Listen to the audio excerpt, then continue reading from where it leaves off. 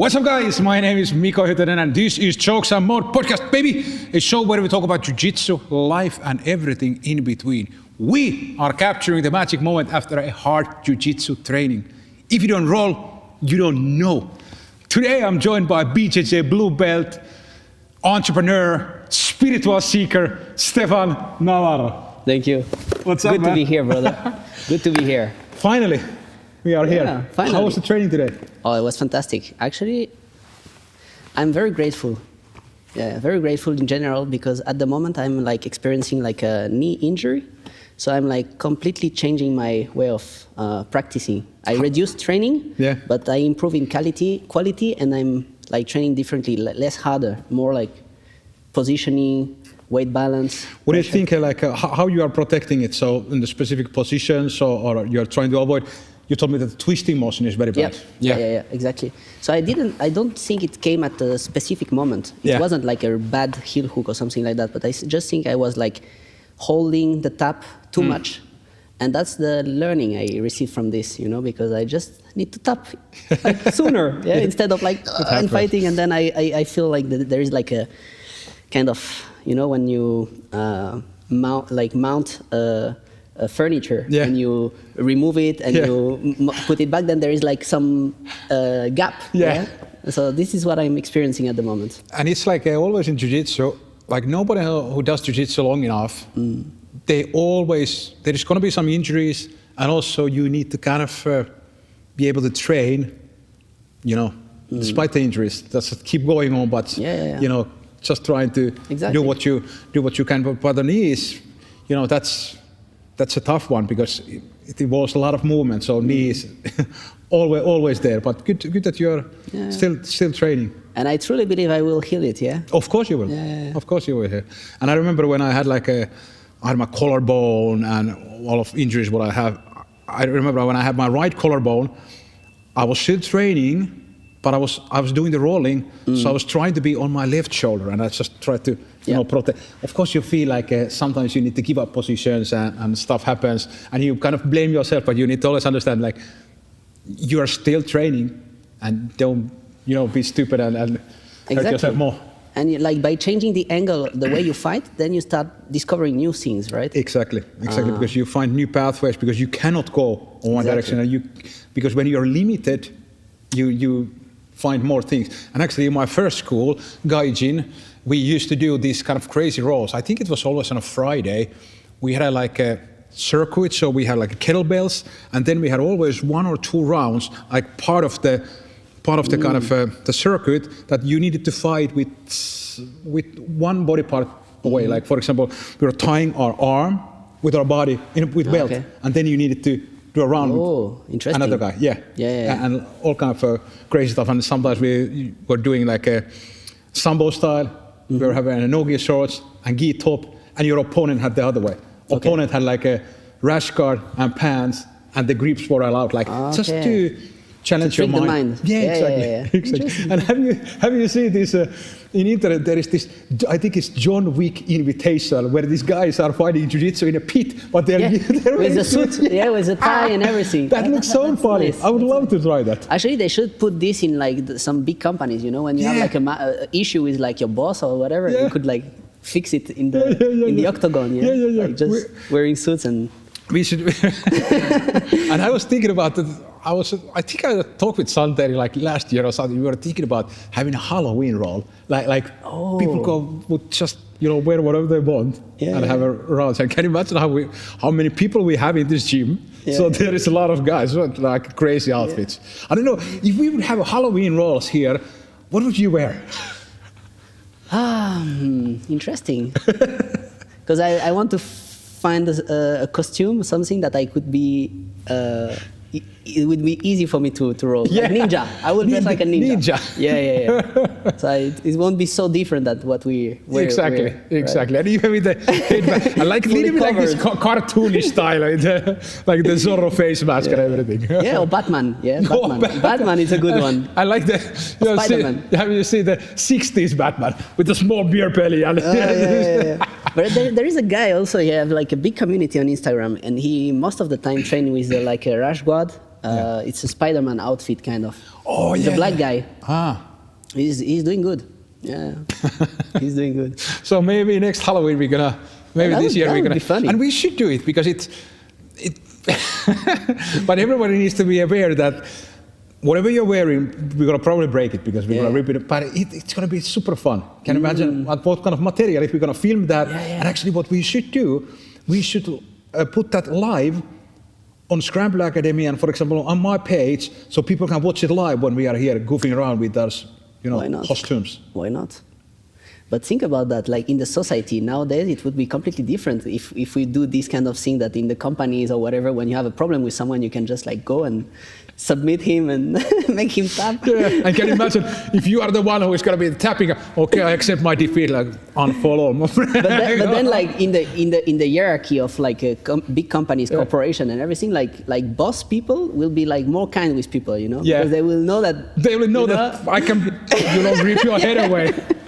Not a bad idea. Just let the steam off. And did you know that actually many of the biggest companies in the world, Google, Facebook, they have Brazilian Jiu-Jitsu teachers in their, the big office buildings, and people can train. And actually, I was contacted like years ago, somebody who was, I think she was working in Google, and she was asking me, would be interested to teach in San Francisco for Google. I said, absolutely, fuck it, that would be amazing. All the benefits and everything, but because I'm not resident States, and it was okay. And also because my career started to boom, so I was like, it's not gonna happen. But they have like a resident Brazilian Jiu-Jitsu teachers there, so they can, for example, in the middle of the day, you can go and there's like a couple of trainings a day, so they can go training during their work days. So. Like, especially like, for example, now at the moment, there is many like high CEO, like founders that they are like getting into Jiu-Jitsu. Yeah. Like, for example, Zuckerberg. Zuckerberg has been training. From Facebook, he's like really into it. Yeah, and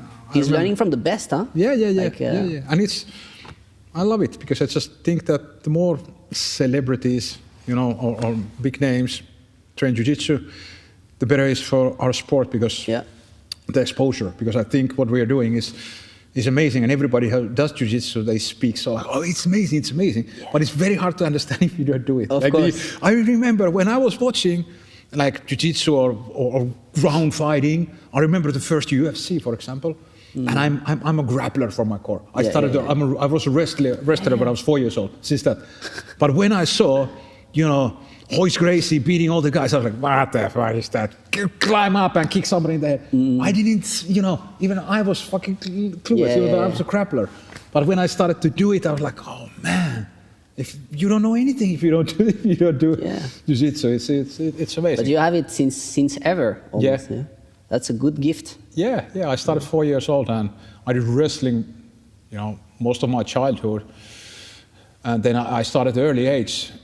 Older age Jiu-Jitsu, but that was very beneficial for me that I had the background in wrestling, because I remember my first memories actually from my childhood are from the wrestling match.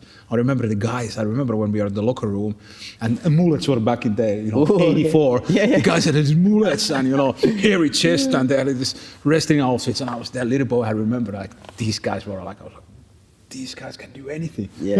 But wrestling is super tough sport, man.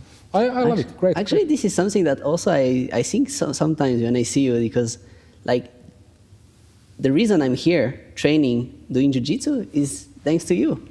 Like, Let's go through this. So how did it all start? So I remember I worked on like supplementation business before doing real estate, like complements, like omega-3, like protein shakes and stuff like that. And I don't know, I was like making like an event which was free, and I was like inviting any kind of people, to practice sport at the beach in Playa Santa Ana. So I was like making this. At the beginning, it was post-COVID, so it was like, like a lot of people wearing masks and shit like that.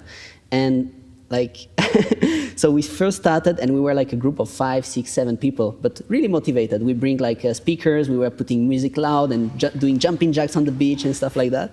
And at the end, we were like a group of 60 60%, 50, 60%. Yeah. And it was like becoming big, you know. And at some point we had also the police coming, you know, they were like, hey, nobody wearing mask here, what's going on? And I was like, guys, come on. And they were like trying to make me problem because they thought I was like kind of monetizing this, you know. Oh, yeah, yeah. And I was like, no, I'm doing this for free, Yeah. you know, just, and that's the way we get in touch because I found your profile on Instagram.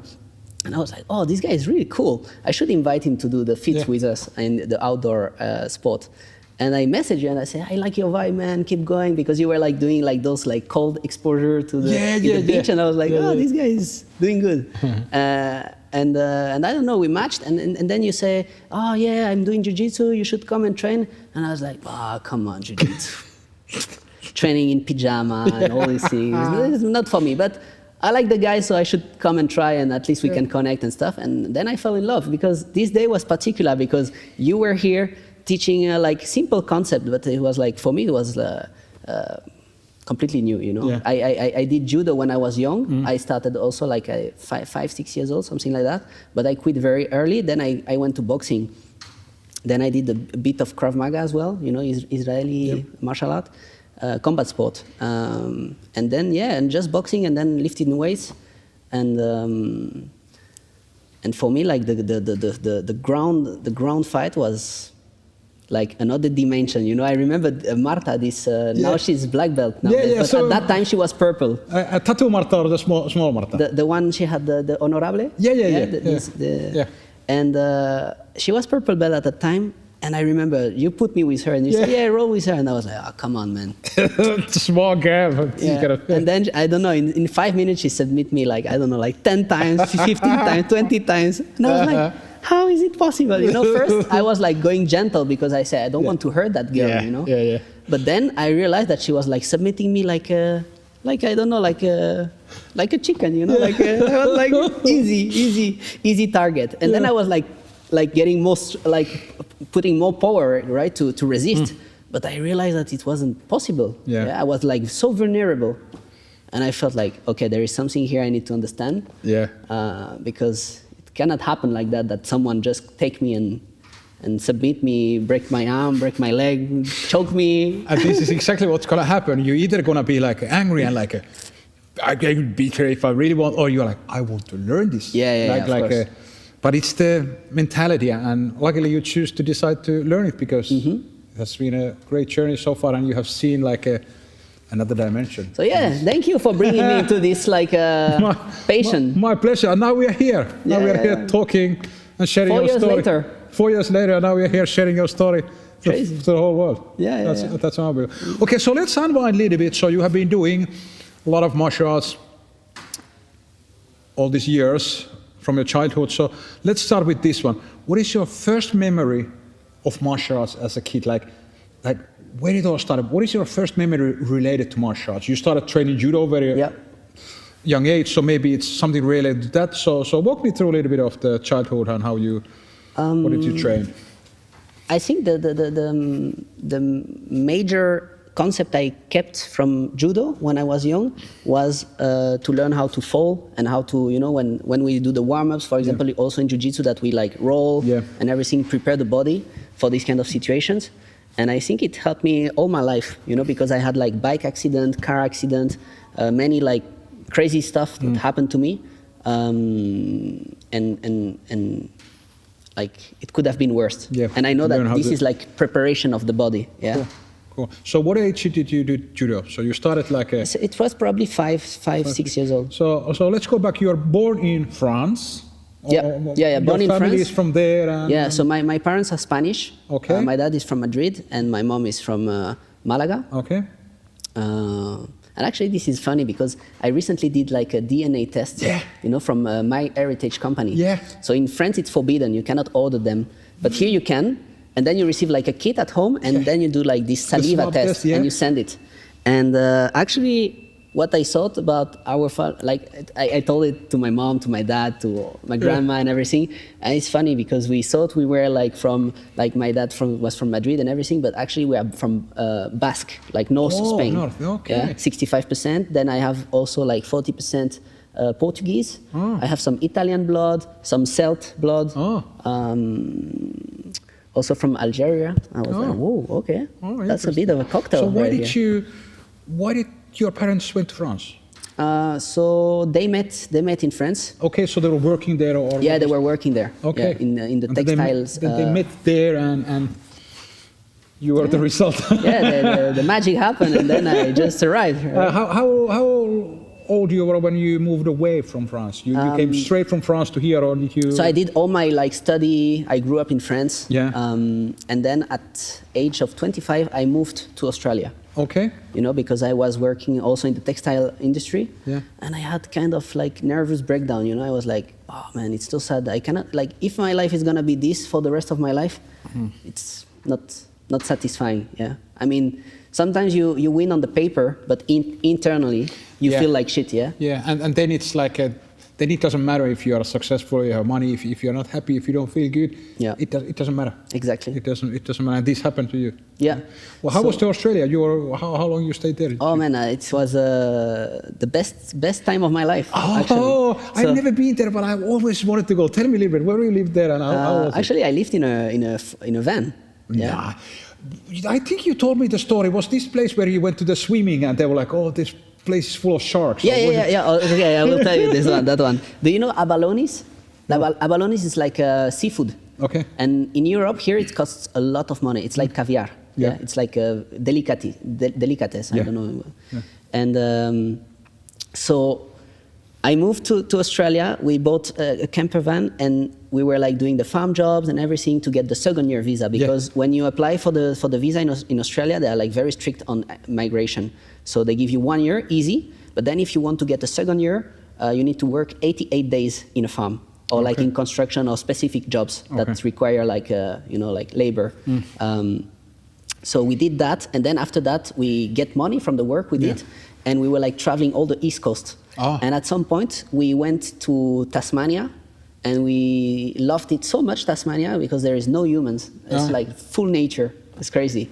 And we've been there couple of months, because we did also farm jobs there in a blueberry farm, and then we explore a lot, and we were in the Bay of Fire, it's called. Yeah. And so actually, it's not really responsible what I did, but because abalones, you need a kind of license.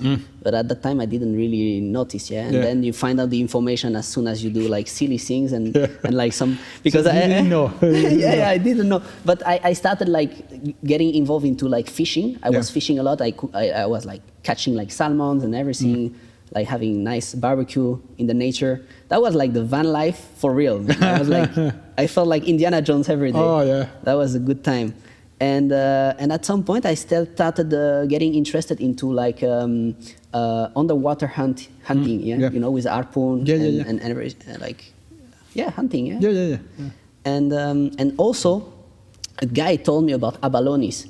I knew because I eat it already, in a few occasions. But when he told me that there were plenty of them, I went to buy the snorkel, the goggles, the suit, the knife, and everything. Yeah, and I was going there, and I remember my partner was scared because you need to go far away to pick them up. Yeah, the open water style. Okay. Yeah, they're deep. It's probably 6, 8, 12 meters in some cases. So you need to be fit, and practice it. Because first I was getting, and I was suffocating, and not even close to the bottom. And then going up and down, and it took me ages to get one. Yeah. But at some point I was getting plenty of them. Yeah. And then I was just bringing them on the shore, washing them, preparing them, and eating right from the sea with my wife, and it was so nice. So then I was throwing those shells, because they're big shells, and they're very nice because they have this nacre inside. Yeah. So some people use it to make some candles or decoration objects. And I was just throwing them because there was plenty of them, yeah. And some family of Australian people came, and they were used to go to this camping site. And they say are you the one who just eats all these abalones? And I felt that in this question he was not so happy, yeah? Yeah. And I was yes, why? And then he was yeah, so first, to get those abalones, you need to have a license. And I'm not sure that you have a license. I'm yeah, you're right, I don't have the license, but I won't do it anymore. And then he was and secondly, like nobody do what you're doing because here is like a reserve of like great white shark. So nobody goes here. And I was like, okay, fuck. And then I had the confirmation also with someone else because first I thought he was like trying to scare me. Yeah. You know, they're not to go anymore. Yeah. But then I spoke with other locals and they said like, yeah, you're crazy to go there like by yourself. Yeah. There is a lot of sharks. Yeah. Like people do it, but like prepared, with boats and everything, with a team. And you just went solo because I was like for hours in the water. Yeah. Like you had no idea if shark would come in. I won't do it again. No. I'm glad I'm here. Exactly. 2 legs. And you stopped it by time because now you're here. Yeah. I remember my dad also is a seafood lover, and when I told him that I was like catching abalone is like crazy, he was like, oh my God, it's crazy. Because he knows the value, right? Yeah. So, how long you stayed in Australia? a year and a half. Year and a half. And a Great year and a experience. half. Great experience. I highly recommend to people. And now I see in the news like there is now some kind of a trade deal going on Okay. between European Union and Australia. And that would guarantee Australian people working visas so they can come to Europe to work however they want.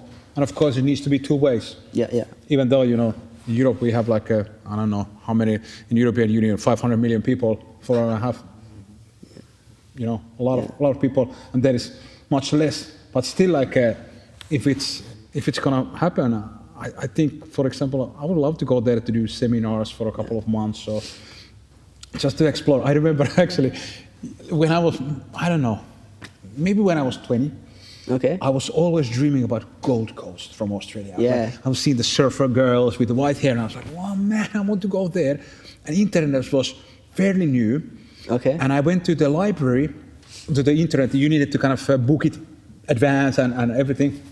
And I found this kind of forum for Finnish people who live in Australia. And I was like, "Hey, I wanted to ask you one thing. So I'm thinking about maybe I will come there at some point. Could you give me an idea how much a small apartment would be cost me in a I think it was like a Gold Coast area or something like I just put it overall there. Yeah. The first response was, can you be more specific? The area what you described is about 4 times size of Finland. Then I was like, okay. I felt so stupid. But my goal was to go there in the work visa also there 1 year. And I think back in the day it was like you need to be under 30 years old. Yep. So you can go there and work and travel for 1 year. But I don't know, stuff happened and I'm sad that I didn't do it. But maybe destiny will throw me there, and I'm pretty sure that Jiu-Jitsu will throw me also there. I have talked already, guys from Australia also. They have been asking, seminar stuff and everything. But I would love to, because it's such a big country. I would love to, when I go there, stay there maybe a couple of months, travel around coast to coast, do a lot of seminars, and just explore. Not to go there for 1 week in Sydney and do a couple of seminars and fly back. I think it's a great country to explore. And for example, here in Europe, there is a lot of, here in Spain, not that much, but in France, when you become a bit paranoid, That's one of the reasons also I quit, because I've been attacked, like I've stabbed with a knife and everything, so it was like quite serious stuff, and I had some trauma about that. And like what you feel in Australia is like total safe place. Really? And I have a good story about that I remember because first we bought like a 4-wheel drive. It was a Nissan X-Trail. Yeah. And then we figured out that it was a bit too small, and we sold it, and then we get like a camper van. It was like an imported vehicle from Japan. It's a Mitsubishi Delica. Really? And it's very nice because it's like a camper van, compact, but 4-wheel drive. Oh, nice. So with big tires and everything. So it's look very nice. Maybe on the edit you can add a picture of Mitsubishi Delica. It's fascinating vehicle. And I remember when we bought it, it was like just like a van without like bed and everything. So I'm not really handy guy, but for me it was so important that we could travel in a good way that I started like watching like tutorials on YouTube and everything in order to put like the fridge, the bed, like solar panels and everything, So I really get crazy into it. And I remember I was like walking with my partner. And I was like, we need some tools in order to prepare the van and everything, so then we can start our trip. And we were walking in Bondi. Bondi is a very like kind of like Marbella. Bondi Beach. Bondi Beach, yeah. And like there is fascinating because there is no in between. There is like healthy people. You see people like 70 years old, white hair with abs, shredded, walking like barefoot. Yeah. And, you know, it's like kind of wild. Hopefully, I'm gonna be one of them. Yeah. That's the way. You're on the path. So keep doing what you're doing, and you will get it. But and then there is like obese people. Yeah. There is no in between. Yeah. Really? Like people like really take care of themselves, or they just don't care.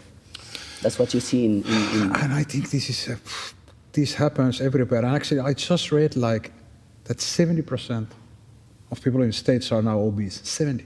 Yeah, I'm not surprised. It's and like the numbers has gone and everywhere in the world. Like, how this is gonna end? Like, I don't know. It's for them bad. Yeah, but it's 7 people out of 10 they're obese, and the numbers go up. So I don't know. But anyway, what happened in Bondi? And then like we were walking, and there was like a guy talking with a lady. Yeah. And behind him, it was like a garage door open, and they could see a lot of tools and everything. And I remember I was like, oh, I wish I could get access to that in order to work on my van. Yeah. And I just went and talked to the guy. I didn't know if it was his like a garage or whatever. And I said, look, man, I just bought this van, and I have a project to travel all around Australia. I would love to see if I can get access to your tools and everything in order to work on my project. I was like, oh man, I love your project, man. It's awesome. Take my keys. And he just took the keys of the garage. Like it was like thousands of dollars of equipment and tools and everything, was even material. He said, yeah, take anything you need. I want to contribute to your project. This would never happen in France. Even here, I think. Yeah. Like he gave me full access of the garage. And just believing your good nature. Yeah, exactly. He said, take my number. When you're finished, you just like ring me and give me back the keys. And when people act like that, you don't want to disappoint them, right? No, of course. You want to make the best out of it. Yeah. And I remember like 2 days later, he called me and said, while you are here working on your van, do you mind like working for me? Because I have like several like properties on Airbnb. And I need someone that I can trust someone that I can trust. Like, he didn't know me, man. Yeah. Like, but obviously he trusted you because he gave you the key. But he was right. His senses were right. Yeah. And then like I was like on my free time when I was like not working on my van, working for him, like distributing and doing all the logistic about like organization and everything. My partner also was working in his kind of company. And then at the end, because I was staying at a very good friend's place that lived in Bondi, and he said, oh, if you want, I have an empty house that I'm not renting at the moment, or Airbnb, and you can use it. Man, nice.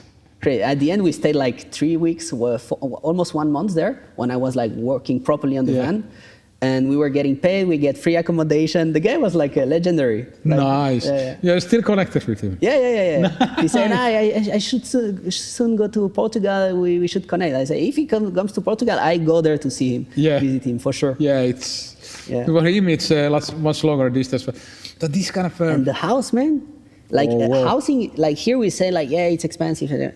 No, we know nothing about expensive things. And he let you stay there for free, no? Yeah.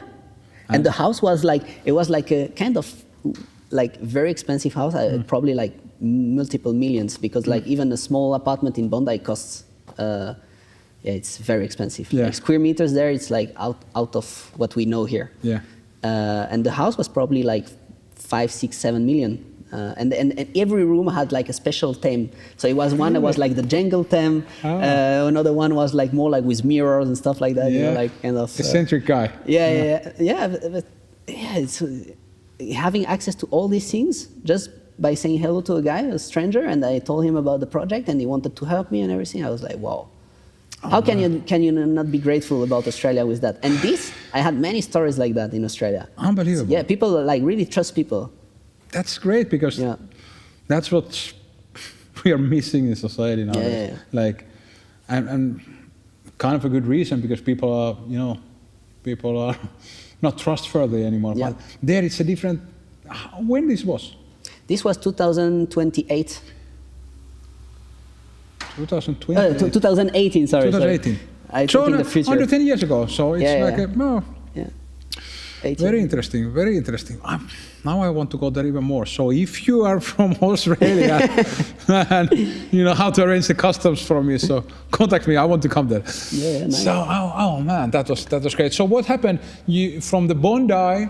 After that experience, was your trip over, or you still traveled So there? yeah, we traveled. We went all the East Coast. We went up until like Cairns. Yeah. But there we find like the vibe was not so cool. Okay. You know, like a lot of like Aborigines people. Okay. But those that are like close to the modern cities, they usually are hooked on drugs and alcohol, and they get like very bad. I remember one time I was in a pub, and it was a pub that you could sleep on the backyard with your van.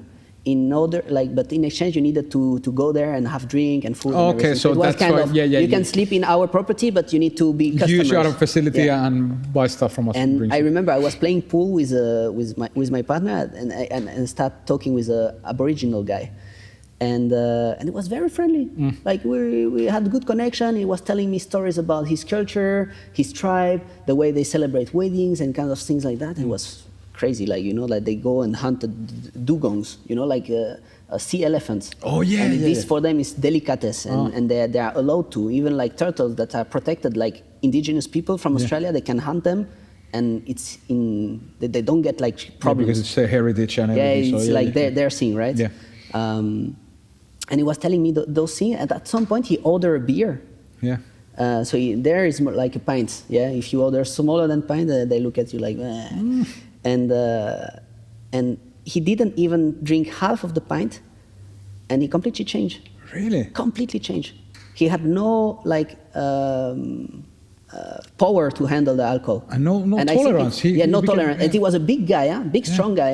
I was surprised. Are you He sure was that like he- starting like the not shit? articulating, and I was like, man. you Maybe just there drink was some kind of fucking drugs no, involved. No. because I saw so much wasted people, like indigenous like people. Yeah. I think their body cannot like handle it. It's like Asian people; they get drunk faster than European people. That was sad. So what, the guy changed absolutely, and Yeah, he was yeah. not Then he anymore. become like a waste. Yeah, and I was like, okay, man, Oh. take care of yourself. Yeah, that's sad because you see like somebody who is very articulate and you know Yeah, well yeah. behave and everything, and when they drink, and that's also something that I hate. Of course, it's not their choice, but I hate people who change when they drink. Yeah. Like for me, it's just I don't know, but I don't want to be around with these kind of people. Like even you know some people they drink a little bit and they become totally different person. I don't want to be around these kind of people because I'm exactly the same. I don't drink any much. I drink occasionally, a couple of times a year. But previously, when we drank more, it was still the same. Like we could drink alcohol days. Yeah, I'm still the same. I never become violent or anything. Of course, drunk, but same guy still. You don't change your. I mean, I know you on the mat, but I'm quite sure that you're like a party animal. When you Yeah, I think I was. Nowadays, it's just I don't know if it's worth it anymore. In the New Year's Eve we were drinking with my brother, and it was fun. It was the first time in maybe 7 months I was drinking. But after that, man, 4 or 5 days I was like recovery, like recovering. Yeah, But of course, because that was after my India trip also, so I have been just working 6 weeks every day. And actually, I landed Finland last day of December from India, and then I slept one night, and then the next day we had a New Year's Eve and we had a couple of drinks, so maybe it was everything. But still, like, I don't feel it's worth it anymore. Yeah, no. Like it's just like. The price is too high, and then my sleep goes and everything. So I don't know. But I'm happy. By the way, do you drink? No, I don't drink. I stopped. I quit drinking maybe like 2 years and a half, 3 years. Yeah. And I remember last time I drink, I feel like kind of moral obligation, because I remember I was in Kenya. Yeah. And I met this like Kenyan guy, and he invited me in his house, and he introduced me to his family and everything. And I was also with like some Italian friends, and he offered us like what they drink there. It's like coffee with a kind of whiskey or something like that. And I know what effort cost him to buy this whiskey, and how much love and good intention he had for us to drink and share this moment with him. So I allow myself to drink, but I didn't. I don't enjoy like alcohol is not my friend anymore. Yeah. But in this specific situation, if I'm invited and everything, you don't want to be rude, and then you just do it. Especially in this situation, it was very specific, because if it's like here and someone tell me like, come and have a drink, I'm gonna have like a sparkling water. Yeah, exactly. I'm gonna have a like good moment with you. I don't need to drink wine or whatever. Yeah. Even the other day, like yesterday, I was at Raul's house, and they had wine. I had sparkling water, and it's perfectly fine. Yeah, exactly. I don't need to. Exactly. You don't need the wine to. Or the alcohol, even though it is a social lubricant, but still like you can be who you are even also without the alcohol. Yep. And it's, you just need to let it come. Yeah, exactly. You don't need to have the alcohol, the socializing and having a good time with friends and talking and enjoying. Yeah, I have better stuff than alcohol. Let's talk about your spiritual journey. So you are, what are you looking for? What are you searching? Are you searching for your true meaning? That's a good question. What is, or is it something that you are searching, or if you're just experimenting and you have done ayahuasca and you have a lot of you're a very spiritual guy. Talk me a little bit of when did that start? So I think I'm like, to answer your first question, I think I'm looking for peace. Yeah. Okay. That's my main goal. Cool. So everything needs to be in order, my work, my sport practice, my circle, that's also one of the reasons I'm like social and friendly with everyone, but to be in my close circle, it requires also like commitment because I'm like watching what people do in their life, if there is like order or not, what you eat, what you do, how you behave, even like non-verbal and everything. So I'm paying a lot of attention to that, and I'm very like, not strict, but exigent with myself, So my relation with the entheogens, like mushrooms and ayahuasca, started because, as we spoke before, like I started my company, I started having good numbers, good results, having my house and everything, long relation, with my partner. We've been together for like 16 years, so half life. And we broke up like in December last few months, 2 months ago. But it's like I was kind of winning what the society considers as a success, right? This is the thing. So on the paper and everything was like looking good, but internally I was like feeling really bad. And I know that I'm like a happy person and everything like that, but I started having like so negative thoughts about myself, about life, about my relations and everything, that I was like getting anxiety. So this is like how you get really sick, like cancers and everything, they come from this kind of... and negativity and this kind of... So you need to heal this kind of internal conversation that you have inside of you. And this is what the ayahuasca especially helped me with, to calibrate my brain in the good way, like I did many ceremonies, ayahuasca. Tell me the first one. The first one, actually, it's very interesting because I was looking for ayahuasca, but I didn't know how to get to ayahuasca. So I was like searching someone who can introduce me to the medicine. So it took me a lot because, as I told you, I pay attention to who's gonna guide me, who's gonna teach me, who's gonna give me, where does the medicine come from and everything. And this, for people who are curious about it, they should be very, very careful, because now I know who's doing the good job and who's doing the bad stuff, right? Okay. And I was lucky that my first experience, without knowing who I was like really drinking with, was quite successful. Okay. So his name is Francie, and her partner was, her name is Samantha, so she's Brazilian. Yeah. And they did a really good work. Like even the circle, the people, the participants, they were like, we were all different. They were like VIP people in this like retreat. It was quite interesting. And I remember I came there with curiosity, and with a very strong desire of like knowing what's behind, the mask behind the ego and everything. And but also scared, because you don't know because really you what's don't gonna know. happen. You're gonna lose something control, new. and I hate losing control. That's also probably one of the reasons I don't drink, right? Because you don't want to feel like not good in your body or unbalanced or whatever. And so I was there, and before you need to do like a preparation, So there is like you cannot drink alcohol first, you cannot eat pork, you have to avoid like all processed food. So you have to cook, try to eat as much vegetable, fruits, even red meat you need to stop, pork meat forbidden, even like spices you need to go down, not too much salty, so very like as much natural as possible, the food.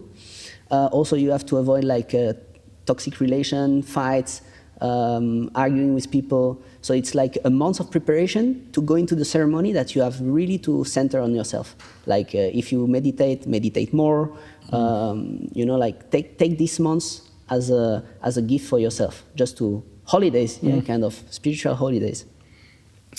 And yes, so then we started like introducing each others, and Francie, who's like a great, he's European, he's not indigenous. Now I mostly drink only with indigenous people, but at that time, as I told you, I didn't know. But he's doing the good stuff, right? And he was like explaining us how the medicine works, that we probably gonna see some fears, that trauma, that some like somatic release, like somatic emotional release, that some people like scream, some people like shit on their pants, or like it's quite crazy, what can happen in a ceremony, So the first night, because it was like 2 nights, first night was myself like blocking the medicine because I was so scared, and I was like so much like kind of whole and not like surrendering to the power of the plant. So the medicine also, it's very like intelligent stuff. She knows you better than yourself, right? So she's kind of telling you like, you're gonna be fine, just like relax. You're gonna drink this night the medicine, but nothing crazy is gonna happen. So then the next day you can really start focusing on the real work. So the first night I was like just laying on the couch like this, throwing up, because like the ayahuasca makes you throw up. It's kind of like purging. You clean the body and you really feel it, like really, really, really. So it was like purging and just like nothing crazy, no visions and everything. But the next day, amigo, that was like I think one of the most crazy experience, Like, when you do skydiving and everything, it's like kind of things that you remember for the rest of your life. First ayahuasca experience, I could experience like going into my body internally and checking all the cells and like feeling the blood like flowing into my body. It was very insane. And since this day, I made such a beautiful connection with my body, and it's all interconnected with Jiu-Jitsu as well, That's why I also take Jiu-Jitsu so seriously, because I know it helps me on this path, and very beautiful connection. And even like I talked to like Taitas in the Amazon, in the jungle I was in recently in the Amazon, and I tell them to the Taitas, because they have no idea about martial art, I tell them like, here's something that it's good connection, And beautiful things are coming, because I want to combine these two things in the future. And that's your future plans. Yeah. But you have been traveling a lot around the world. Tell me a little bit, like, you have been everywhere, and I've seen a lot of pictures around the world, and tell me a little bit about. So for this, I'm very lucky, because my dad, when he was like doing like business trips, since a young age, since I'm like very young, he took me with him, And even with my mom, she really wanted me to discover places and see the world. So since very young, I grew up with this luxury to be able to travel and see other cultures and meet other kind of country, different way of living. So this is the best gift that my parents give me, the best education. Like traveling for me is like #1 priority. Do you remember how many countries you have visited? It's probably over 50. Yeah. Yeah, probably over 50. And of course, now at the moment with the company I have, I cannot go so much. Yeah. But I always really want, like this year, I need to go to Brazil, train Jiu-Jitsu, and drink ayahuasca with some community there. They're waiting for me. Come on, and then you are in Brazil and the Jiu-Jitsu, like, Yeah. that's, you know, this all started there. Like, Yeah, exactly. That's the origin. I would love to go also. I mean, Japan and then Of Brazil, course, yeah.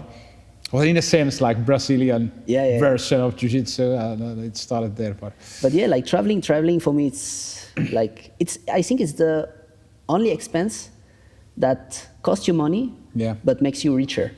I also believe, and I think also like traveling a lot is also finding kind of a peace also, and I just love to see different cultures, different kind of way of living. And now when I was in India, it was my first time, and you know, but when you just allow yourself to understand the different people and how they're living, and not like, okay, why they're doing this, like just to accept everybody's way to live this life, it's very eye-opening to and be anywhere. And you know, it's great. I'm traveling mostly because of my job, but it's still great because, you know, I'm traveling around the world and teaching Jiu-Jitsu. Yeah, nice. Who wouldn't want that? Yeah. And I'm doing something that is important, but I would love to go. What is the most exotic place where you have been?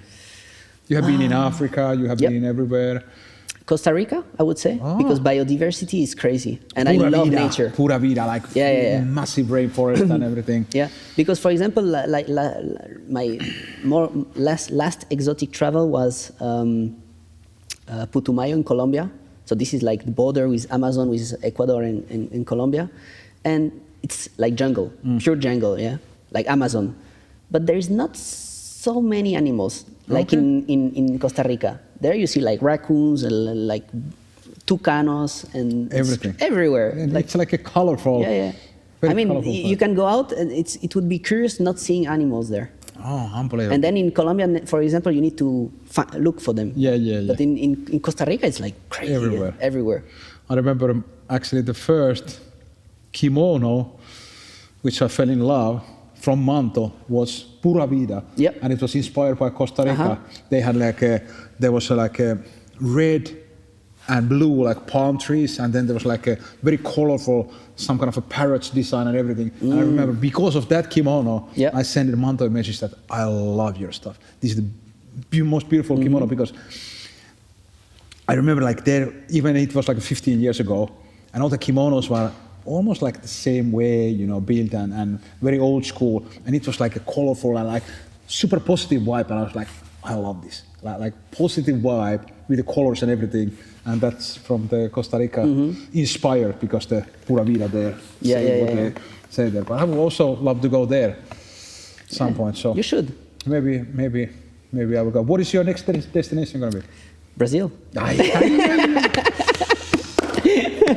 But if I'm honest with you, like I really have like a strong connection with South America. I want to also visit Peru, because there, like my school of learning with ayahuasca is from Cofán, from Colombia, and they're like, I like, because it's for people who do martial arts, it's very nice, because it's very like disciplined, like in the ceremony. Sometimes we stay silent all night, so it's kind of. Okay. That's why I say there is like connections with them, and they're like great warriors. So like recently, like some Taita, they're like medicine men. We are like they're like the spiritual authority. So Taita Kerubin was one of them, and he lived like 110, 113. He passed away 2023. So these are the guys that never took even like a single aspirin, and they live like perfectly until their last breath. No issue, you know, like no dementia. No Alzheimer's. And he was like drinking like ayahuasca like 2-3 times a week, or making ceremonies, And those people that they really know. They are like the real doctors. I can tell you. I can see the excitement in you. Yeah. And so this guy put order into like cofanes, because they were like killing each other and everything, you know. So that's also one thing that you need to pay attention, because it's not because you drink ayahuasca that you are not like doing the right thing, you know, because there were like indigenous people drinking medicine and killing each other, yeah, because it makes you good at what you are, yeah. So if you are a warrior, then you will be a great warrior, right? So yeah, that's also something interesting. But Cofanes and Peru, because I want to also see like Machu Picchu, the food and the culture, because it's crazy. And they have there the Chipibo tribe, that they are like real masters as well of ayahuasca. Oh, nice. They have like very powerful Icaros. Icaros that are like prayers that they use during the ceremonies for healing and stuff like that. Okay. How many times you have done the ayahuasca ritual? I don't know, maybe like 80, 100 times. Really? Yeah. So many times? Yeah. Now I'm like focused. It's part of my life. Yeah. Do you remember like one specific time when it was like different than the others? Like you get to the different dimension or something that pops up? So this second night that I drink in my life was very powerful, because I could like travel outside of my body. So usually I don't explain too much about my personal experience, because then it can damage your own experience. Okay. If someone is listening to the podcast and he listen to my own stuff, and then they are expecting to have the same. then they will expect, you know. Okay, but no problem. Like some people connect more and some people connect less, like with like visions and stuff like that. But like there is always some internal work inside. Yeah. But like recently, I had a friend of mine who's from Venezuela. He's called Joel. He have been in the medicine like for over a decade, and another friend that we drink together for the first time. His name is Jason. We know since we're teenagers, and we've been together in my house for the weekend, and we drink medicine. And Joel is a great musician, and Jason is a great soul as well. And we've been drinking the ayahuasca we cooked in the jungle. You know this vlog I made? Because I made a vlog. Yeah. That we were in the jungle with Jason, this guy who was at home, and we were like cooking this medicine. So we still have this medicine, and we took it together, the three of us, yeah.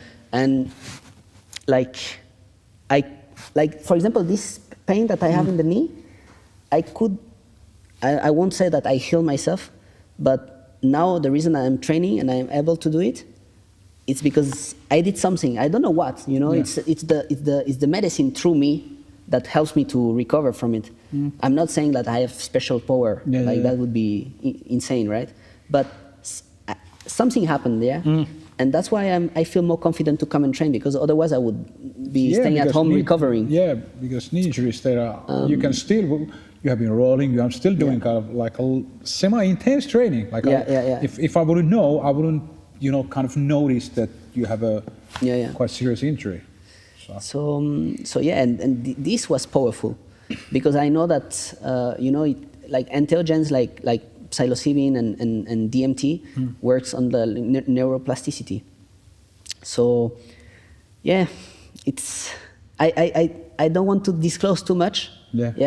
But some really good stuff happens. Okay, I take your word for that. So then let's go a little bit back. So let's go back to martial arts. Yep. You did Muay Thai, I remember. You did that quite a long time. Yeah. So I started and where it started and I started at like 11, 12. Yeah. I think the main reason is because I was like kind of very active, and making like damage like at home or whatever. And my mom said like, okay, we're gonna put him into boxing, so then he's gonna like come back tired. But instead of like coming back tired, I came back like with another patient. So then I wanted to box more and more and more, and at some point I remember I was like training 20 hours a week. I was like taking this seriously, like training in Thailand and so on, and I really wanted to be at some point like kind of champion, And I have still many friends that they are into boxing and they have like titles. So I'm quite sure that I could have been doing great things in boxing. But I was preparing, I remember, for France championship in 2012. What we talk, normal boxing or Muay Thai? Muay Thai. Yeah. It's because like Muay means boxing in Thai language. Okay, they call it the boxing. So for me, boxing is Thai boxing, but you're right. Let's be specific. For the people, they understand. Yeah. So I was preparing this like championship in France. Yeah.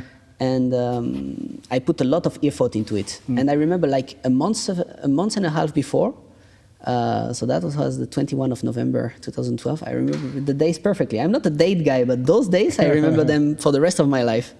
I was coming back from training, and a group of guys tried to rob me in France.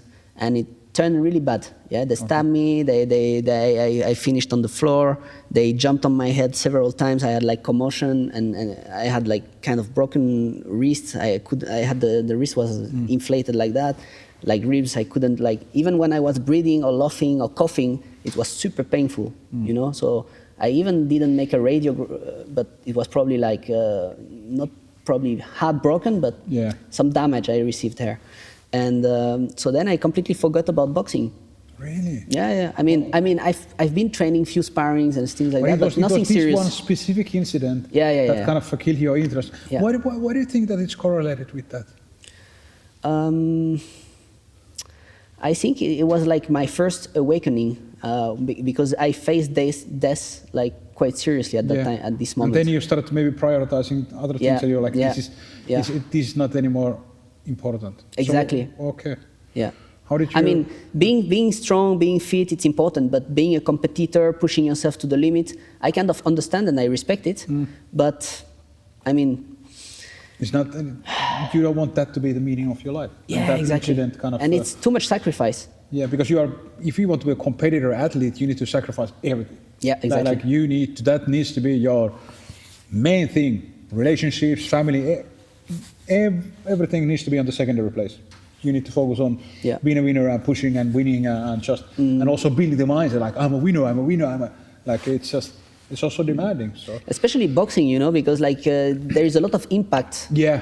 In Jiu-Jitsu, we are blessed that it's just like pressure. Exactly. Yeah? Exactly. You can break an arm. You are risking your body. Yeah, but it's not the same way as boxing. No. Striking is even the brain. You know, I want to keep my like cognitive function very well. I want to be sharp mind. Exactly, and that's a great way to have like a long-term effects in your brain to do like boxing martial arts. Like when you get hit on the face multiple times, like it's unfortunately you can see a lot of fighters, UFC and everything. Some of them are doing great, but you see some old boxers, they are fucking they cannot talk properly. They're like no, it's not worth it. So it stopped there. What did you do after that? In the sports-wise? Mostly like gym. Yeah, lifting weights, like calisthenics, but not as intense as before. Yeah. I kind of, since that moment, I lose this like fire to be full on. But now I'm like with Jiu-Jitsu, I'm like getting this fire again. Exactly, and Jiu-Jitsu is.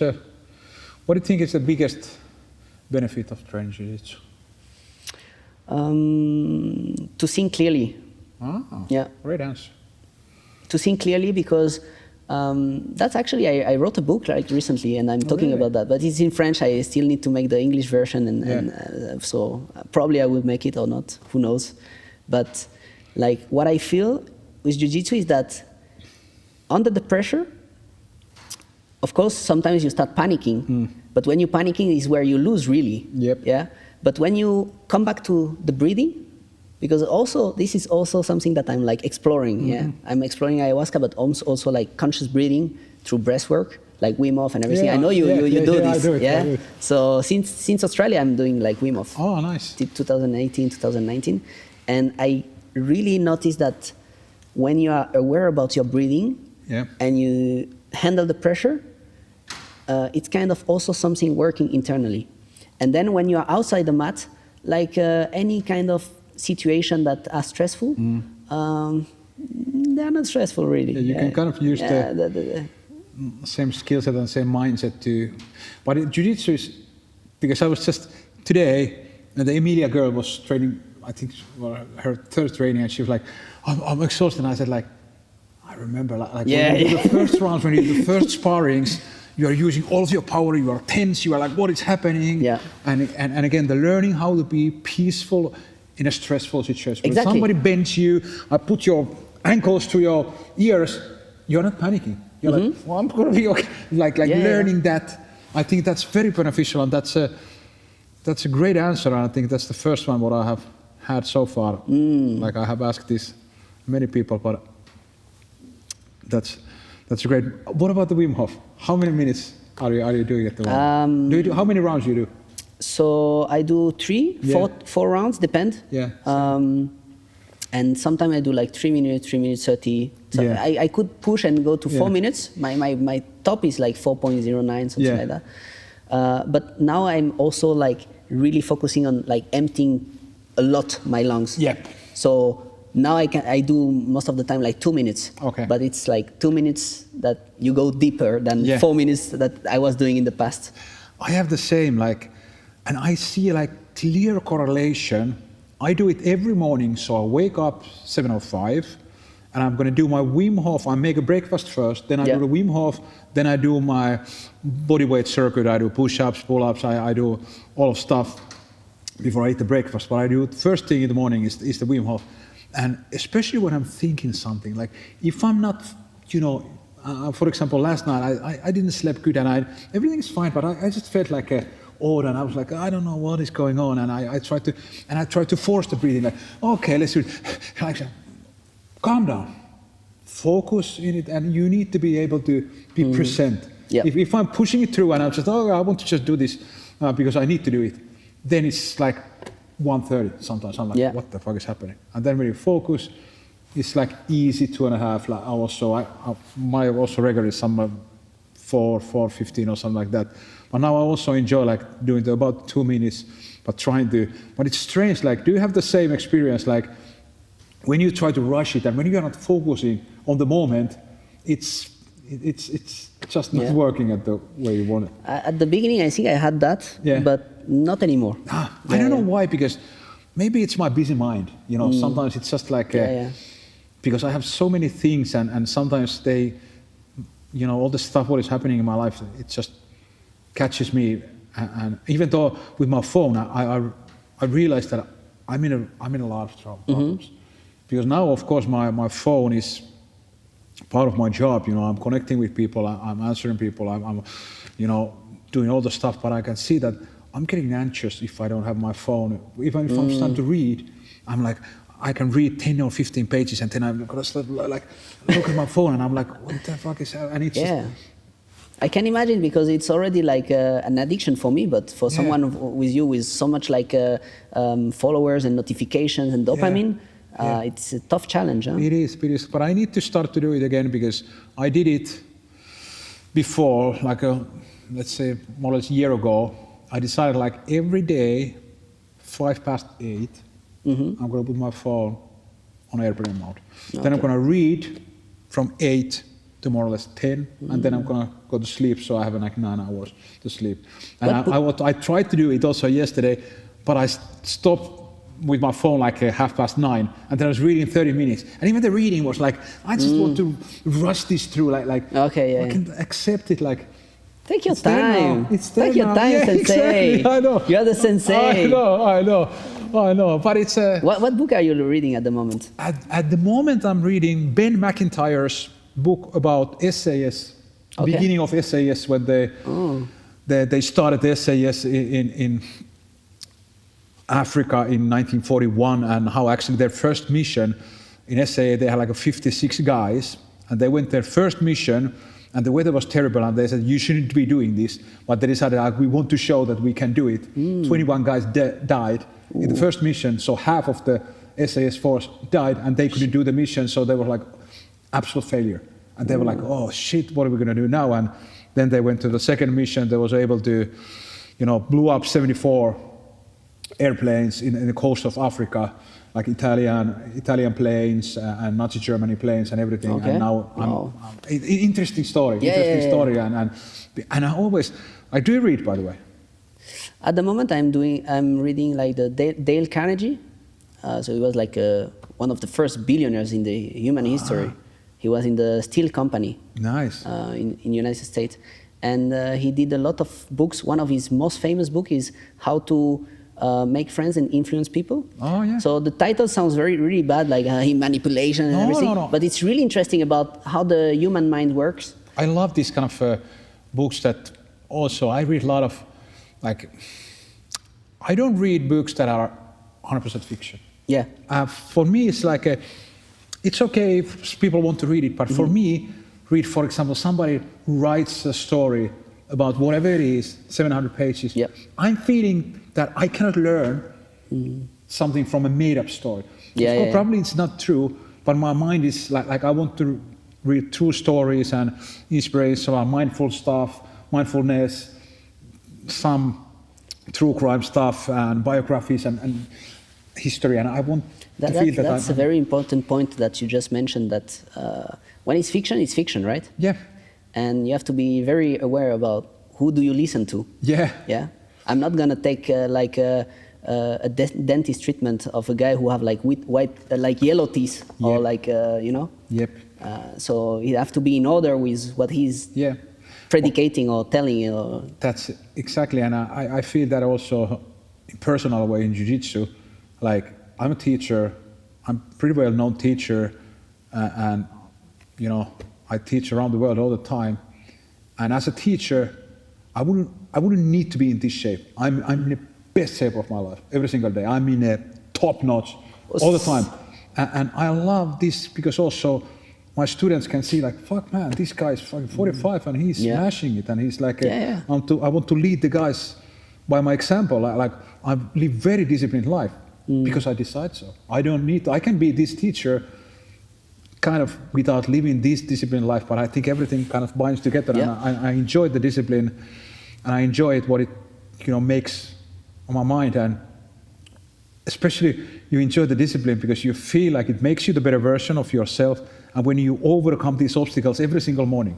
I can skip training whenever I want, but I don't do it because that's the fucking discipline. Exactly. And then you start to see like all the other stuff in your life, they just start to fall in the right places, and you resonate this kind of law of attraction. You resonate this kind of energy that, like-minded people, they start to find you, and stuff starts to happen. But the work starts from yourself. When nobody's watching, you need to start to make yourself the better version, so you attract the right people, and then you say, fuck, now things start to happen. But it starts from the place that nobody's watching. Exactly. You're doing it alone.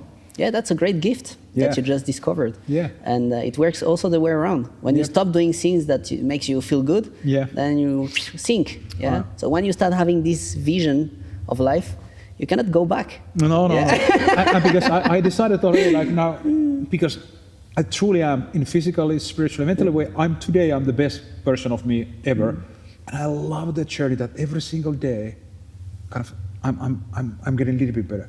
I feel that I'm never gonna grow old if I keep, making myself a better version every day. Yeah. Like if it's other way, if I'm getting older and I'm not training or anything, then I can definitely, I'm getting fucking old.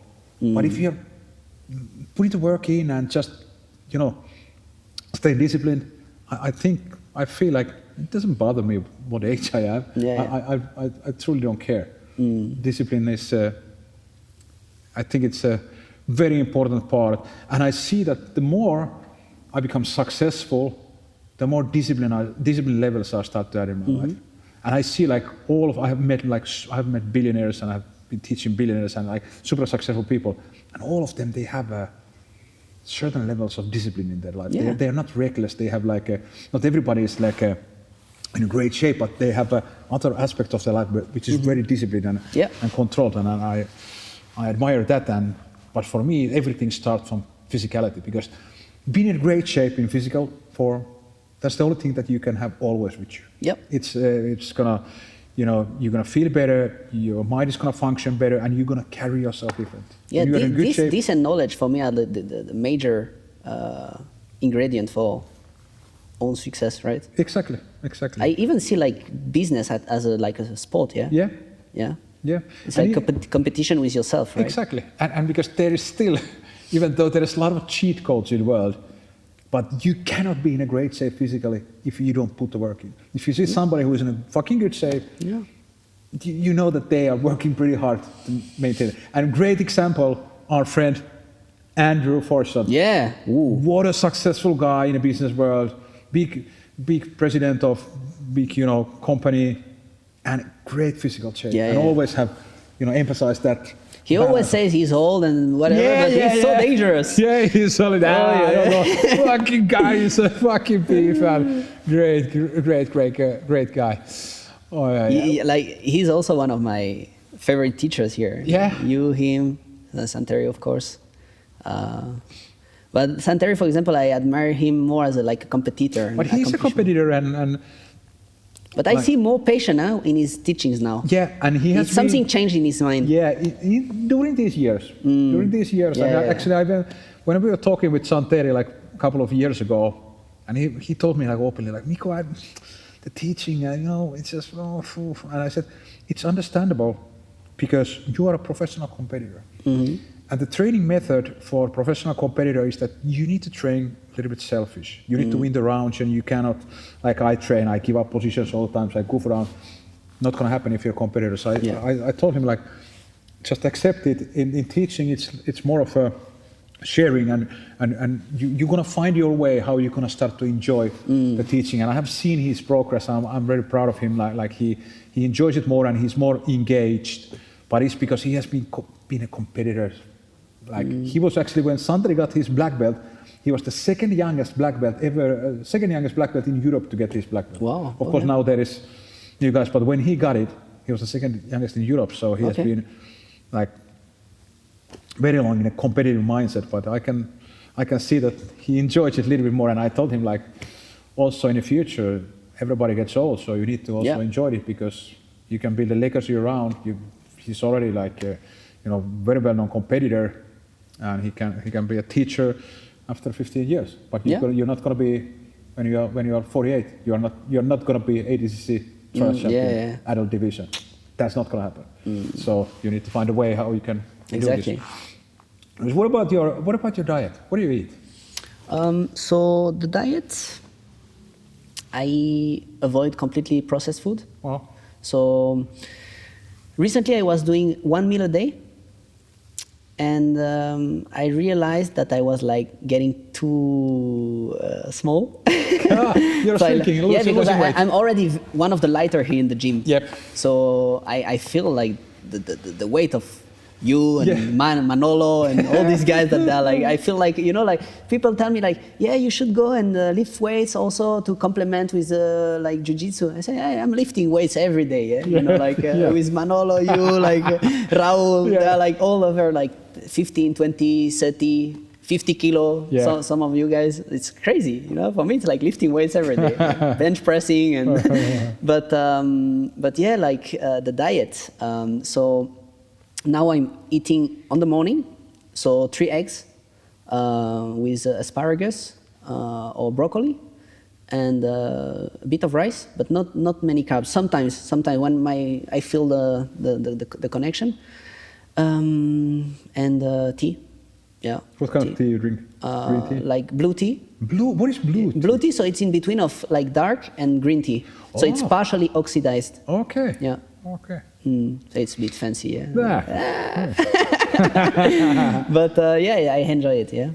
Otherwise, like Ceylon tea, but like I try to get the best quality of tea, because in another life I was working as in a very chic restaurant in France when I was young. It was my first job actually. And it was like a tea specialist restaurant. Really? So there you couldn't order like whatever, like Coca-Cola or champagne. It was only tea. Like people were going there to have food and have tea. Nice. Yeah, I was like very chic. I remember actually I found, because I have been this journey of self-growth for many, many years. And I remember when I found out like green tea, the health benefits. Mm-hmm. Amazing. I did my research and I decided like, okay, the tea which I'm going to choose, I'm going to start to drink was Gyokuro. Oh yeah, Gyokuro, Japanese tea. Sencha. And I found a place, tea shop in Fuengirola. I went to bought it and I drank it for a while, and then I drank mate also. Yeah, that's good. But that was years ago. And the last like, 7 or 8 years, I don't drink anything that has caffeine. I don't know. It's just, I don't need it. I don't know, there's a lot of health benefits. I maybe should drink a little bit matcha or green tea or whatever, but I don't know, I feel like caffeine somehow, even with tea, sometimes it gives me a nice buzz, but I don't know. I decided to skip it, and I have exactly the same, like my diet, like no processed foods at all, like lean meat, I eat good rice, vegetables, good olive oil, walnuts, almonds, dates. Dates. I'm like, at the moment, I'm like having a love experience with dates. They are like it's crazy. They're so sweet. It's like a natural candy, Yep. from the nature. Like, Yep. so sweet, so tasty. So And you can make like very good, these kind of healthy bars. So you're gonna do with the dates are the base, and you can put some nuts and stuff in that. So honey and yeah.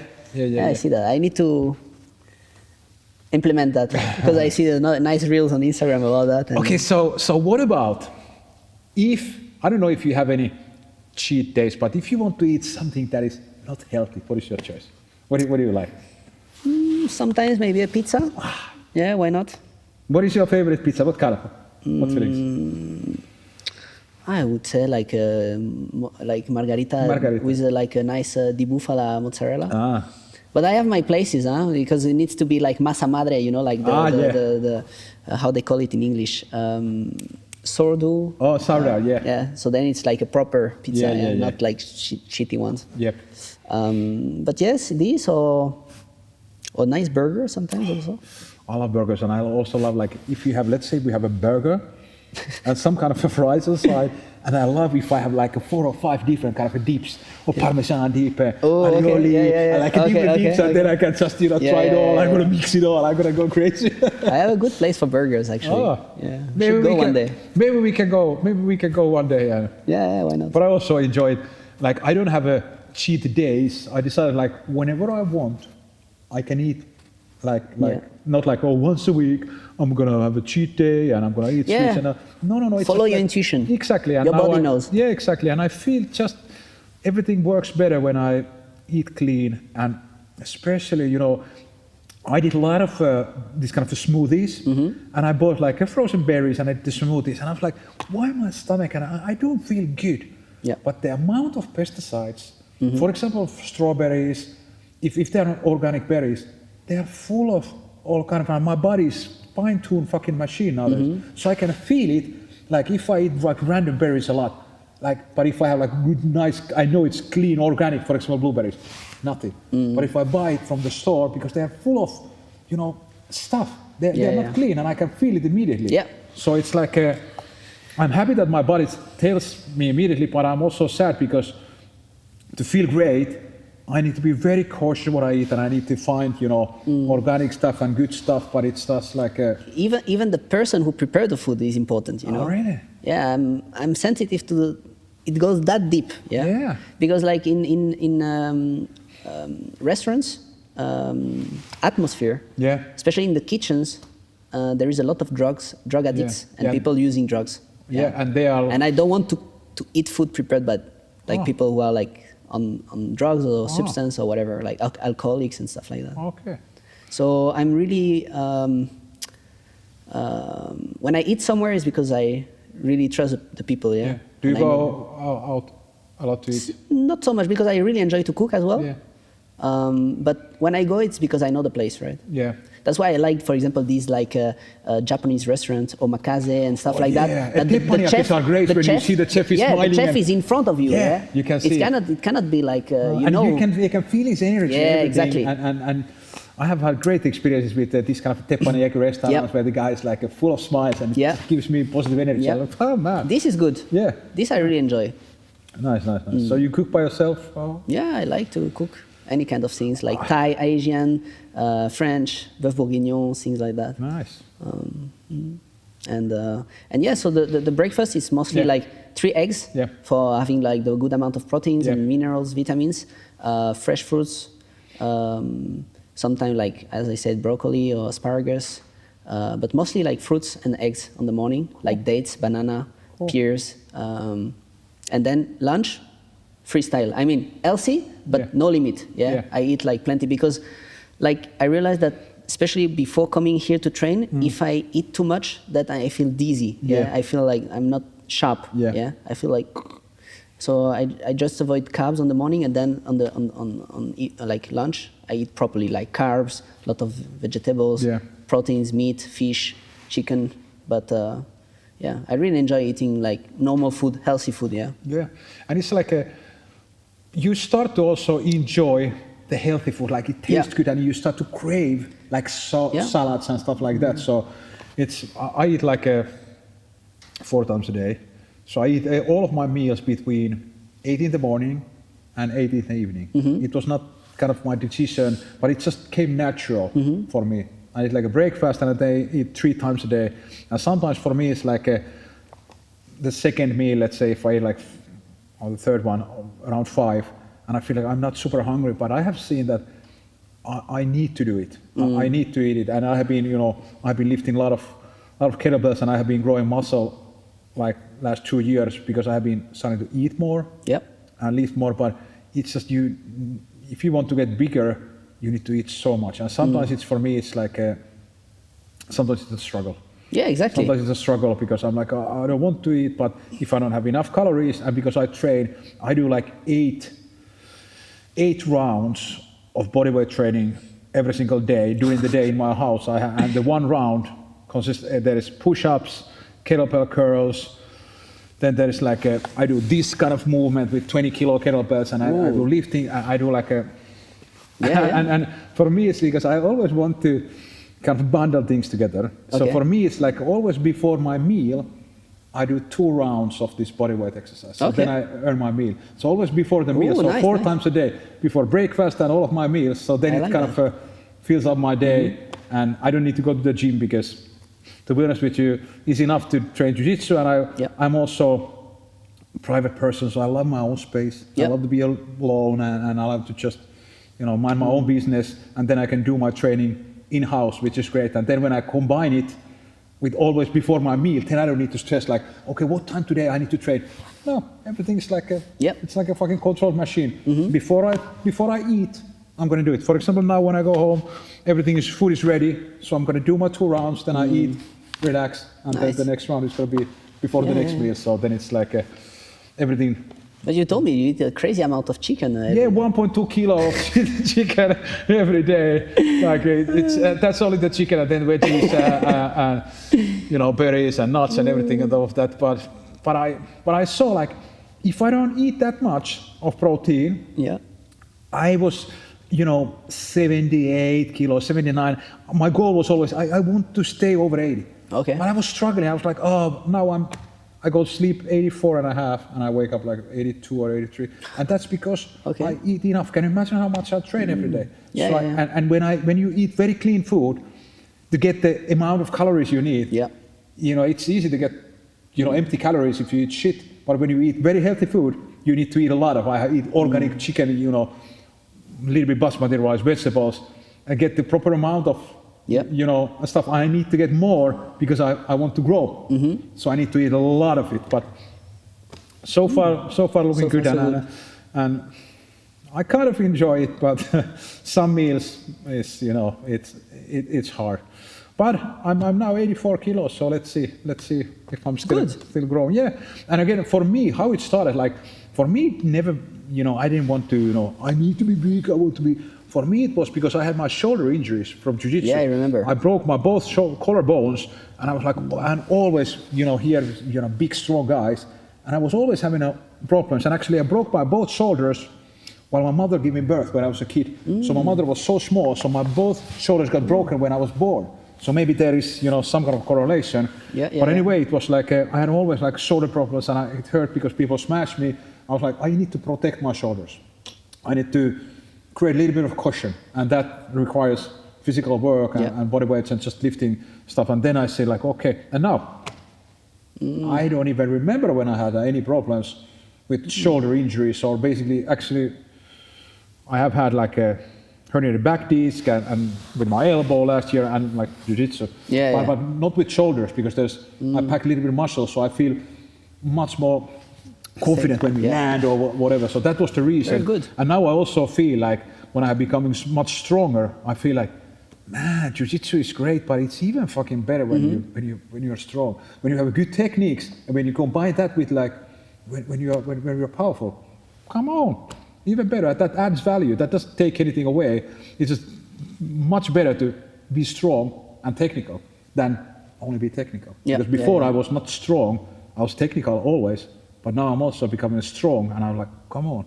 But hopefully it doesn't make me lazy, because I know a lot of strong guys who fucking shortcuts everything, just fucking muscle guys away. Like, it's just but for you, it's like you need to be super technical, because you're one of the smallest guys in the gym, and you need to always fight against somebody who is big. But also, I think that's a great way to build mental toughness. Exactly. You always need to fight somebody who is bigger than you, almost all the time. Yeah. So I think that's a great way to also, those small fucking mountains all the time. I mean, I can get better in techniques, but not with the weight. So I need just to study more, work more, and I can survive here a little bit longer. What is your goal with Jiu-Jitsu? Never stop? Oh, never stop. I signed a contract like Jürgen until the last breath. That's great. For me, it's like Jürgen is one of the biggest inspiration here. He don't talk we have a special link together because we speak French together. So, of course, we had a lot of talks and stuff like that. But for me, of course, when you see Santeri winning ADCC trials and everything, it's inspiring, because it's the chief head coach here. But for me, Jürgen is another level. He's these stories, come on, man. Lifelong martial artist. I remember the first times when I met Jürgen, he came train with us Jiu-Jitsu. It was many years ago, and we bonded immediately. And I started talking with him, and I was like, "So, what year? What year you got your judo black belt?" 1966. And he showed me a picture. He was fucking on the beach with the gi, with the black belt, with the mustache. 1966. I was like, man. Boss level. Boss level, There is lifelong sensei and there is sensei of sensei. Lifelong martial arts. But that's a great goal, just never stop. And it's just and also, of course, Jiu-Jitsu, there's a lot of benefits, and also the benefit of getting better in Jiu-Jitsu. I just feel the process is, it just becomes even more enjoyable the better you come. It's just not that you can beat people, but you can understand more. You can understand the movement, and I see one movement, many of my videos, we see somebody do some cool movement, and I watch it one time, and I can do a video of it, and people say, oh, this guy's been doing this for 1,000 times.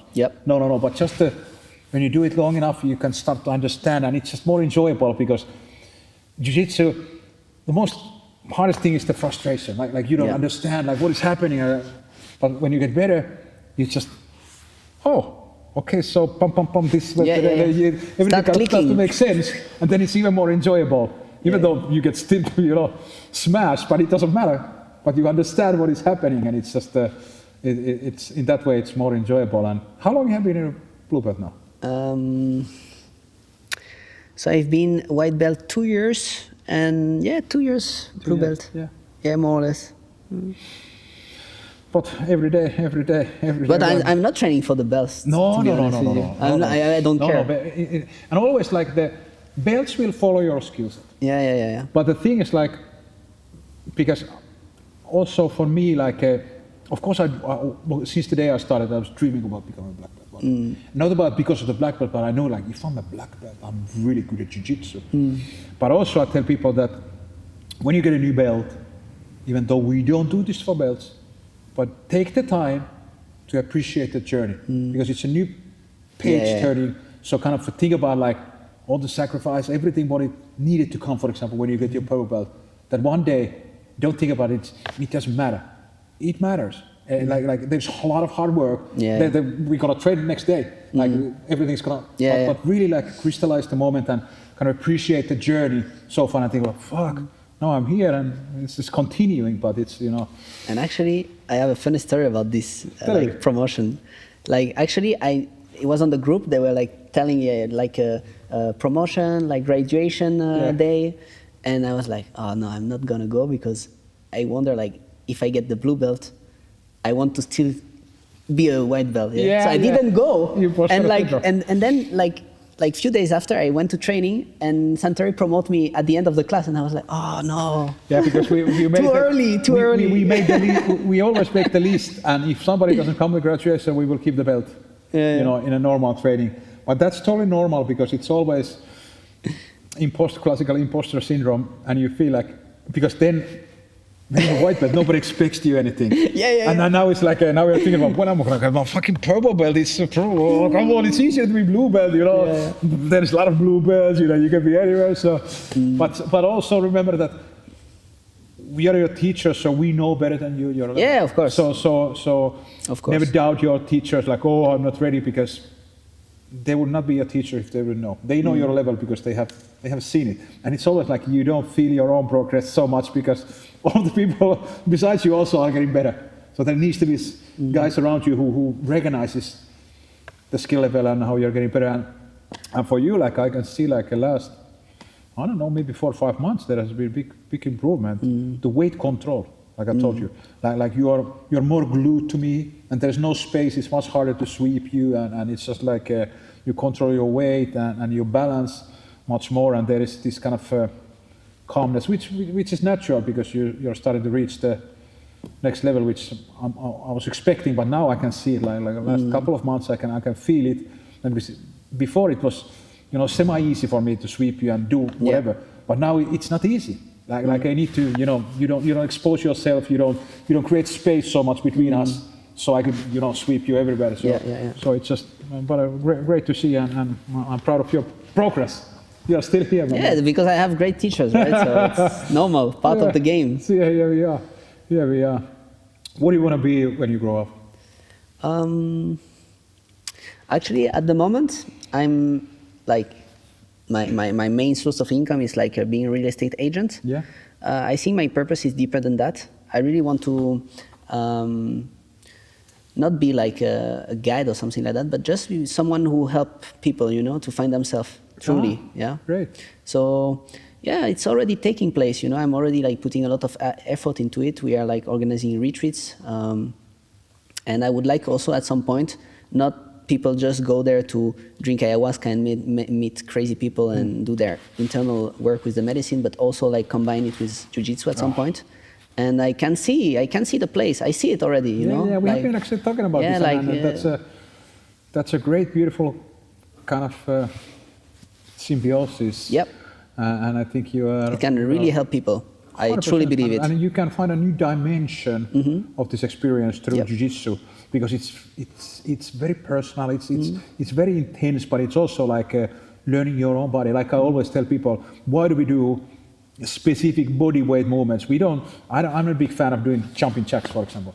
In my mind, in jiu-jitsu training, it makes no sense. Yeah. But front rows, back rows, moving on the mat makes all the sense. Because the better you can move by yourself and control your own body, the easier it's going to be to control other people's bodies. So I think it's a great idea, and I think you're gonna do great things in that. And I've always been inspired by your entrepreneurial spirit. You are always like you're thinking about growing and building stuff, and I want to do this and this. That's why we meditate and we do all these things. Otherwise, it never stops. Like. But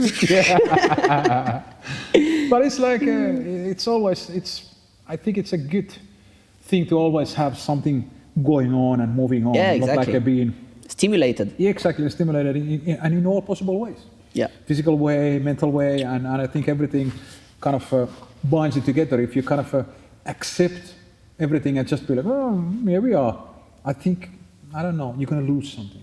Like, I don't know.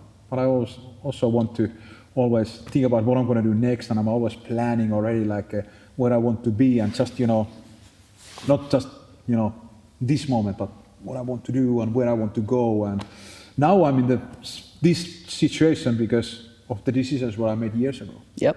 Like we need to understand this is a big fucking ship, which we are kind of guiding. So whatever adjustments I'm doing now, I can see the results in the future. And that's also something that Jiu-Jitsu journey kind of showed me, that staying in discipline and making decisions.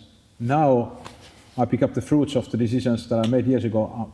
I'm not just going to stop. I'm not going to stop whatever happens. And I didn't have any plan. My plan was just, I'm not going to stop Jiu-Jitsu. And then because of the one decision, slowly. Yeah. I remember when I first met you on social media, and we started talking, and you invite me here to train. You had, I don't know, 6,000 followers at the time. You were just like getting started. Yeah, exactly. Yeah, exactly. And look where you are now. But I'm still the same guy, and Of course. I'm actually super proud of that, because even though if I have 6,000 or 600,000 followers, I still answer every single message by myself. And whoever it is, it takes a lot of time. I can imagine. But I appreciate that somebody has the time to send me a message, or they like me or whatever. And I want to, be humble in that way. So if you have time for me, I have time for you. And when I meet people on the streets, they want to have photos, or whoever wants to contact with me, I'm very open. Because I also feel that that's part of the reason why I become successful. Yeah, especially like you are probably in the top 10 of people most followed in Jiu-Jitsu. I mean, like it's quite a serious number here. It is. And can you imagine, I came here just being by myself. I didn't win any competitions.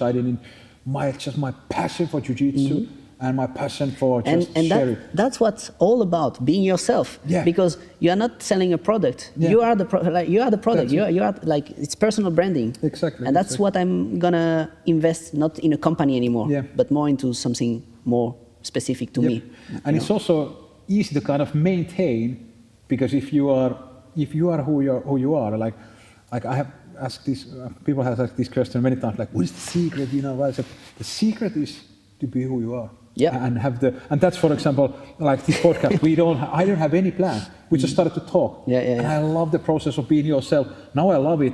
I love to be me, because I can and I don't need to remember what I have said years ago, because I don't lie. I'm very honest about everything. Yeah. So I love the journey and just being me. And it's easy to say when you have the ability to be yourself. Yeah. But there's so much, masks these days, and people they want to, but when you achieve this level, it's semi-easy to maintain. I can just, come on, I don't care, I'm who I am. But getting to that level is hard, because there's doubt. Even when I started to, okay, I'm gonna be exactly who I am, I'm just gonna put videos, and I don't care. People are liking, if somebody doesn't, there was this kind of a moment of not doubt, but a moment of growth. And at some point it pivoted. I decided, I don't care. And that's why you shine. Yeah, exactly. And it's easy to kind of continue just doing your thing. And I think the most important thing is that be honest. Like, people want to see that, people are honest and real. Because everybody has their problems and everybody has their own life. But if you try to polish everything and, just tell it exactly how it is, and that's the fucking secret. Yeah, exactly. It's so easy and so hard to do at the same time for people. I know. But when you are there, for me, it's like it's super easy. But I still, there was a process behind this. Of course. Before I kind of found my peace, and still I know everything what I post, and there's a lot of eyeballs on me. But for example, when I film a video, I many times, even these podcasts, I don't many times even. There's no reason for me to watch my own podcasts. Yeah. Like, what did I say there? I don't care. Put it out there, because that's just us in a raw format. And I want to, and even when I have some kind of a podcast where I'm gonna be like the guest, I remember one big podcast. They were like, we're gonna send you the questions before, and you can prepare. I said, absolutely no. They were like, what? They said, Let's go. Yeah, I said, no, I don't want to prepare, because that might affect my natural rawness. Of course. So they were like, you are the first. But I said, that's surprising, because I don't want to have the questions before. That's gonna make it, I don't know. Weird. I like it. Just throw it out, because I'm gonna be honest. You can ask me anything in the world. Yeah. I'm gonna answer you. They're like, oh wow. Well, that was. And some people are scared about people like this, Yeah. Because it's not common. They want to be politically correct and say these things which. But also what I try to do is, of course, I have a lot of opinions, my personal opinions also. But I don't, for example, I don't start to comment on politics or anything. I just want to bring positive to this world, and there's enough of fucking competition, politics, and all kind of shit. I just want to. Through martial arts, Jiu-Jitsu to positivity. Yeah. That's my mission. That's my vessel. So like all these topics, like war, like politics and everything, I understood one thing clearly, that like, you have to be observer of what's happening. Yeah.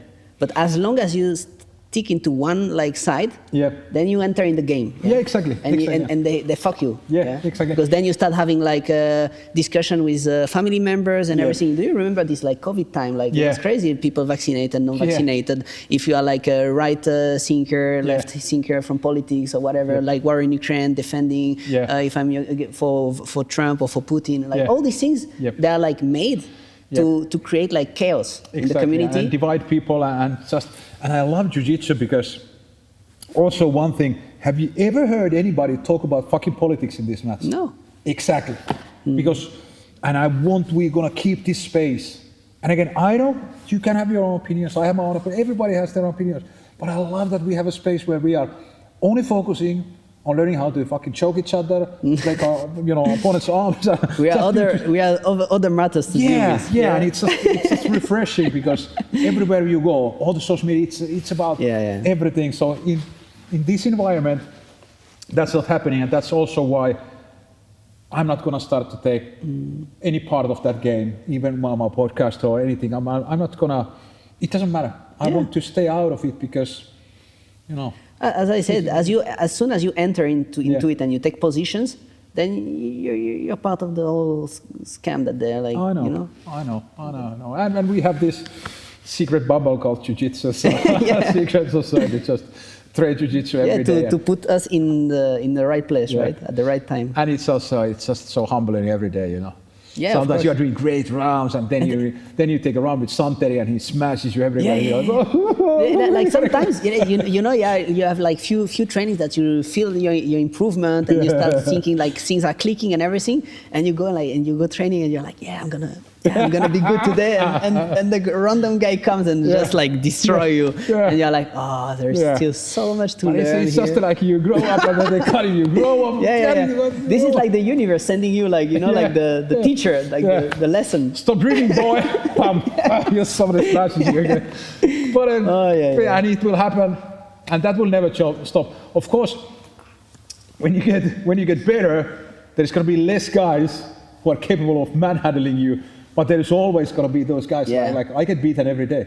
I beat most of the guys, but there is a lot of guys in this gym who are better than me. So I get my ass handed to me also. I love the process. I love training for myself also. And what I mean by training myself is just I'm not going to be a teacher, because when I'm teaching, my mission is the students. I'm not there for myself. I'm there for the other people. So I enjoy normal trainings when I just be a student and just have rounds with the good guys and.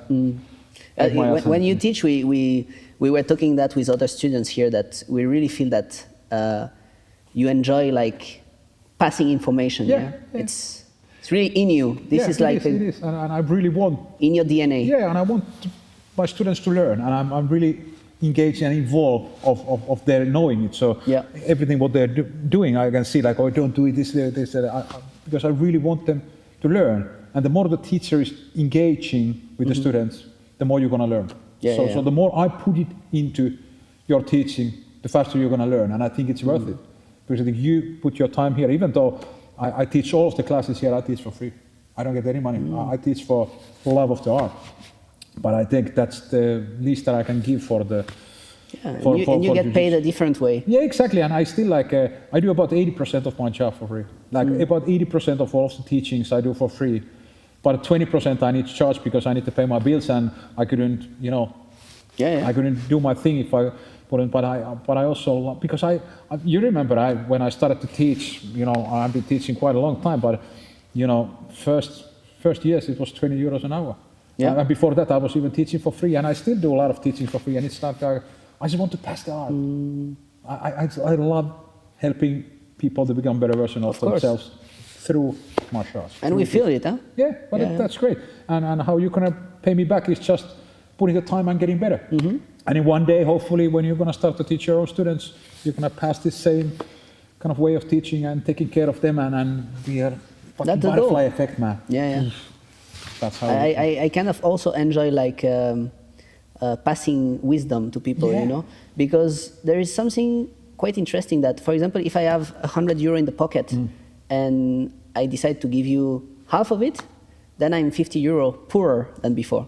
But if I have 100 techniques of Jiu-Jitsu, let's say, that I master, and I teach them to you, then you have 100 techniques that you know, and I still have my 100 techniques that I know. So it's exponential. It is. Right? It is. And it's, so it's knowledge is exponential, and it's powerful. Yeah. It is. And same like you're one of the guys who are also in good mood always. Like same like me. And it's like the same thing when I decide to smile and be positive to other people. It doesn't cost me anything. Yeah. But I make this guy smile. Hey, what's the matter? Blah, blah, blah. And he become a better mood. He goes away, and he probably is gonna pass that. So this way we are bringing a lot of positive energy to this world, and I think it's very important. And I think universe will come back at you. Yeah. He's watching. Exactly, and of course we don't do it like for I want to be positive and helpful other people to gain something from it. No. I'm trusting the process. I'm doing it from a pure heart. But I have seen it that the more I just give from myself, the universe is also bringing back to me opportunities and all kind of stuff. So I just keep on doing it. Yeah, of course, for sure. Right on. But I think we are done. And thank you so much. Thank you to you for being your guest. And I will invite you in the future in my podcast. I would love to do that. But anyway, thank you for coming. And guys, go training, keep smiling, and remember, Jiu-Jitsu never dies, baby. Boom.